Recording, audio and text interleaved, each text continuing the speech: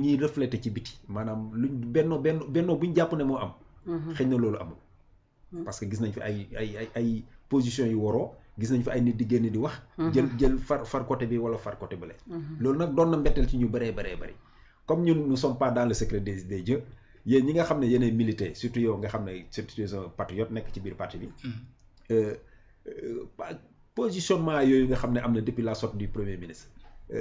ban jàngat nga ci mën a indi. Voilà donc depuis sortie premier ministre bi. Mooy le 8 parce que ni ñu ko annoncé woon y aura un avant le 8. Il y aura un 8 et il y aura un après le 8. Je pense qu'on est en train de vivre un après le 8. Après le 8 bi mooy keroog bi Sonko jëlee discours damay li gën a bouleverser sax la chaîne politique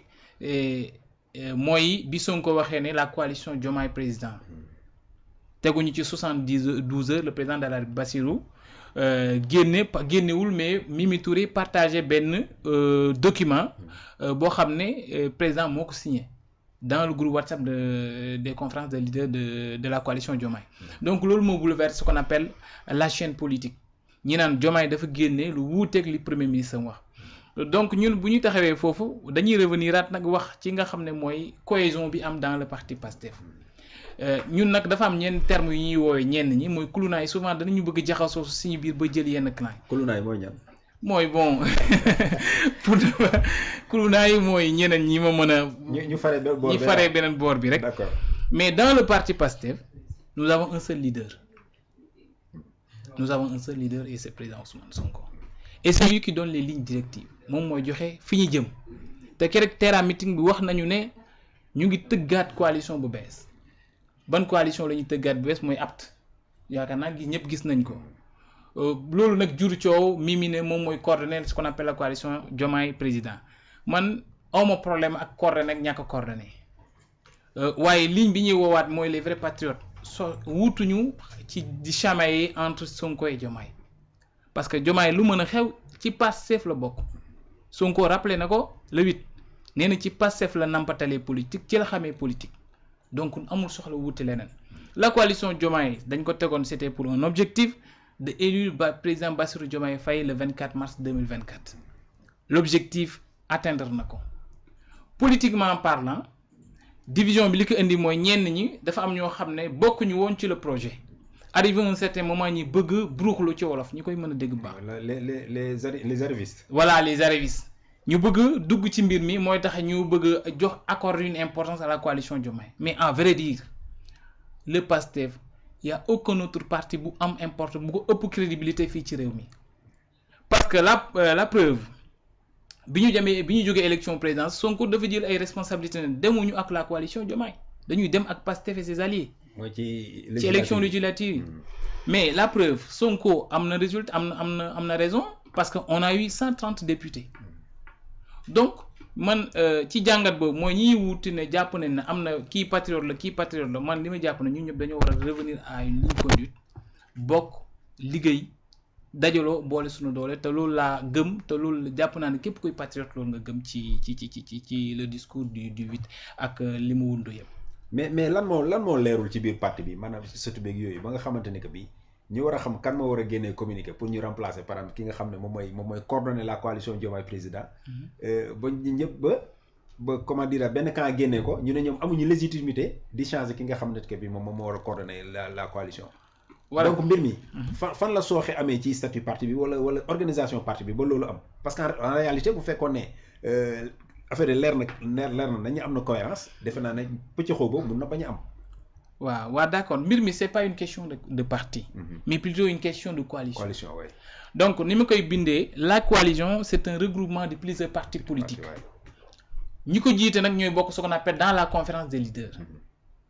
waxuma ne président li mu def war na ko def wala war ko def mais ci sa li ma jàpp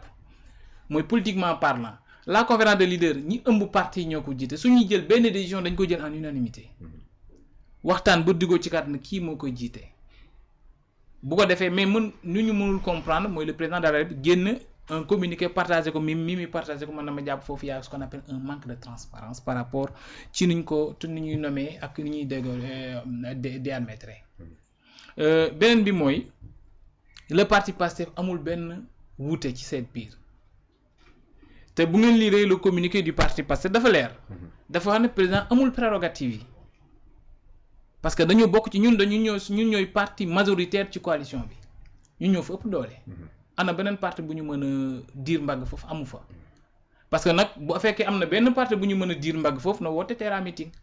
fii ci fi ñu ko defee. donc coalition kay day am parti boo xam ne mooy doon locomotive bi mooy xëcc drainer ñi si des. waaw moom lay bëgg a expliquer. mooy ñiy jàpp ne ñoom dañoo tolloog ñun ba jàpp ne ñun ñooy ce qu'on appelle le parti majoritaire nañu woote terrain meeting fii ci stade bi boobaa danañu xam après bu fekkee ñoom bu ñu ëppalee ko en fait on leur donne ñu jox leen ko wala yéen ay parti majoritaire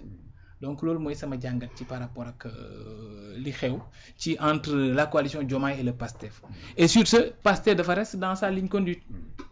de dire que nous avons un seul leader et politiquement parlant Diomaye n'a pas besoin de coalition politiquement parlant parce que Diomaye est accédé au pouvoir grâce à qui? Grâce aux patriotes même si que alliés nag ñëw nañu mais mënuñu nier seen liggéey ci affaire yi mais fii bu taxee kenn bu taxee président mënu gouverner c'est grâce à PASTEF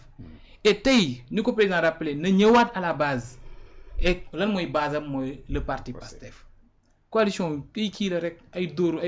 daw dàqe la rek parce que ñu fa nekk c'est des politiques li ma leen mënee souvent des politiques de type mineur qui veut utiliser la politique juste def ko benn passionnement wala def ko benn métier alors que la politique ce n'est pas un métier voilà c'est ça. doon na waar alors Dany toi en tant que patriote loo doole si li sa waay wax comme ça ci mbir mi nga xam ne moo am ci diggante communiqué bi ak communiqué bële ba finalement problème am bu ñu ut ay médiateur pour ñu mën a dox diggante bi parce que gis nañ ne am na lu ci am xëy na xamuñu lépp nag mais am na réeroo am na ban jàngat nga def ci loolu déjà. man li ma si jàngat mooy. nga Pastef ça fait 10 ans Sonko fait face à un système wala ou bien à des personnes yoo xam te ne maanaam mënuñ ko supporter. lu tax parce que li nekk si moom néew si ñeneen la mu ne si Sonko mooy dafa dugg Sonko c'est quelqu'un qui ne mange pas ses mots il est direct 10 ans de combat parce que dafa souffrir ba accéder au pouvoir ak ñan avec les patriotes Sénégal da mënuñ comprendre loo xamante ne ay patriotes ñoom ñooy génnee seeni xaalis di investir si parti bi ñu rey ay sénégalais si mbedd yi ñu tëj ay sénégalais parce que dañoo soloon ay bracelet Pastef ñu rey ay patriotes parce que dañoo soloon drapeau ñuy sol ay t-shirt Ousmane Sonko ñu rey ay sénégalais ay jeunes parce que dañoo defoon Ousmane Sonko fond d'écran ñu dàq si ay hommes de tenue parce que dañoo dem ba gis ay conversation parce que dañoo bokkoon parti Pastef balaa ñu intégré armée ñu génn ñu toppaat leen si cas yooyu noonu 10 ans de combat gars ñu ngi koy endurer ñu ñëw au pouvoir le choix de Diomaye Faye Sonko su nekkoon nit ku bon mënoon na ne man bokkuma kon keneen du bokk mënoon na ko def mais dafa ne comme dew ma dinaa leen tànnal koo xamante ne wóolu naa ko gis nga jara la confiance maanaam nit su la ko amulul rek maanaam ko amulul dara te Sonko a porté la confiance à Bassirou Diomaye Faye pour le montrer devant les Sénégalais kii laa jox ci confiance bi kii laa yaakaar te dinañ mën a ànd ak moom pour ñu mën a régler Sénégal ñaawte fi amoon yëpp. et pourtant Diomaye l'avait dit aussi benn meeting de. waxoon na ko que Sonko après bu mu ñëwee mu ne on n'a pas le droit de trahir à cette population sénégalaise on n'a pas le droit de trahir à cette masse populaire. à cette jeunesse critique qui nous suit tous les jours yoo xamante ne ñàkk nañ liggéey ndax parti bi ñàkk nañ seen bakkan waajur yoo xamante ne reewatuñ parce que seen doom yi ñàkk nañ leen ñu ngi ci cimetière yi tëdd ñoo xamante ne seen place yi tëj nañ ko ñu nekkoon ci mbedd yi di xeex pour que ñu changer régime bi fi nekkoon. xeex système boobu noonu léegi on peut pas comprendre Sonko soo comprendre nu muy waxee nii da nga xam ni kii c'est quelqu'un koo xamante ne il s'est senti un peu trahi quoi dans sa logique ñu mu àndaloon tey ñu bëri ñu ngi ci pouvoir bi mais il ne supporte pas Sonko mais il n'ose pas l'affirmer d'une façon bu ron gars parce que patriotes yi dañoo siis na nga àndal Sonko ñu ànd ak yow te patriotes yi xamoon nañ ñan ñoo nekkoon ci mbedd yi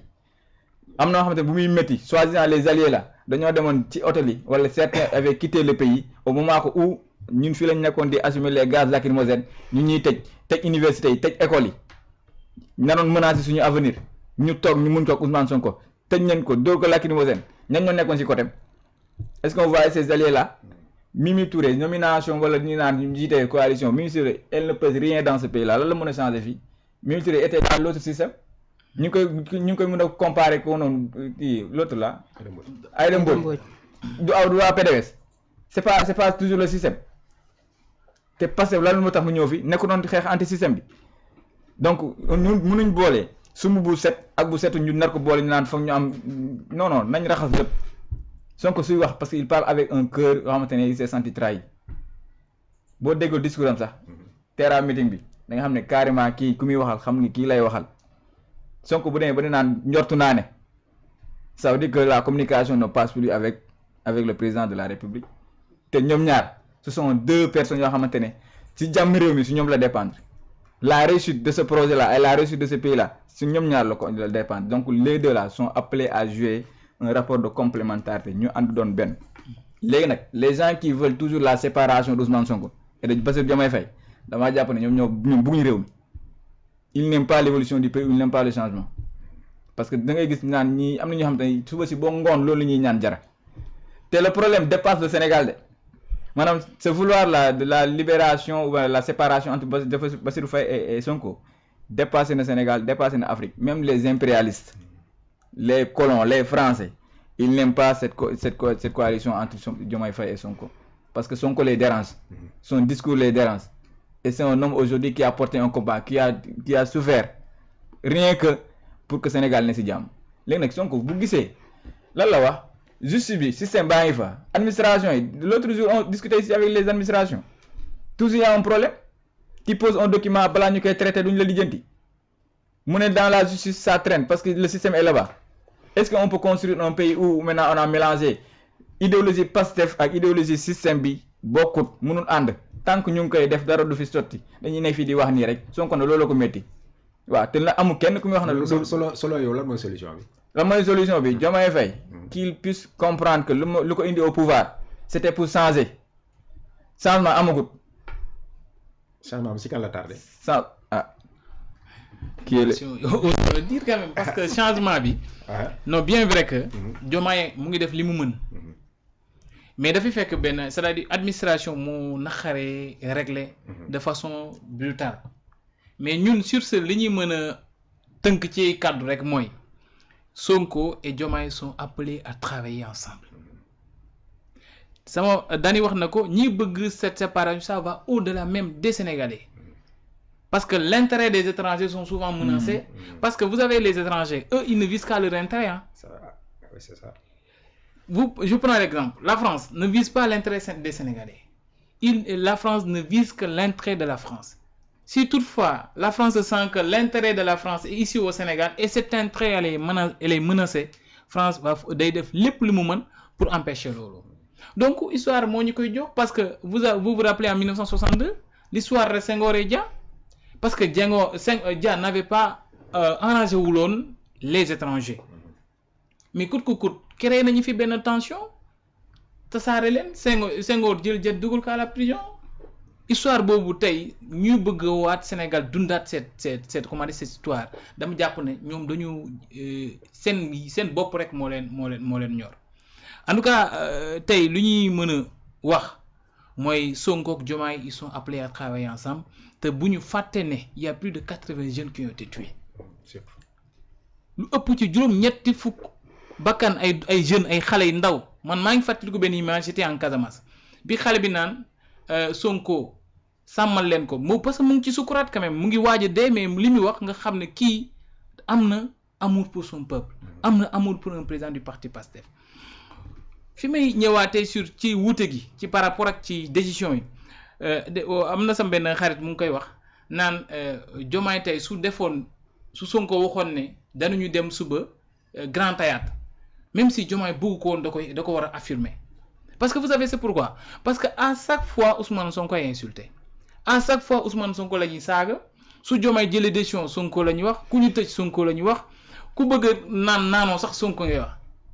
mais Sonko dafa nekk ce qu'on appelle une ligne barrière une ligne boo xam dafay jël la protection de Diomaye. bouclier am la est-ce que mos ngeen dégg fi kenn tudd même opposition bi bu ñuy menacer bu ñuy manifester sax Sonko la ñuy wax comme si que Diomaye n'existe pas bien vrai que Diomaye existe mais sur le plan institutionnel Diomaye, mais sur le plan politique on part de Sonko. Et si aujourd'hui Diomaye mën a dégg le président de la République, c'est grâce à un leader du parti Pastef, Ousmane Sonko. mooy lu mën a xew même su war a jël décision moom c'est le président de la République nee na ñoo waru jël recul. Mais il y a des détails là parce qu'on n'est pas dans le cadre de l'État, mais plutôt on est dans le cadre de la politique. Et la politique a ses réalités et nous devons concentrer et respecter ce qu'on appelle les réalités de la politique. C'est que dans ce pays, il y a un seul leader politique populaire qui a légitimité, c'est le président Ousmane Sonko. Voilà. am na solo ñu fàttali mbokk yéen a ngi seen émission ànd leeral fii ci Média 28 comme ni ñu ko defee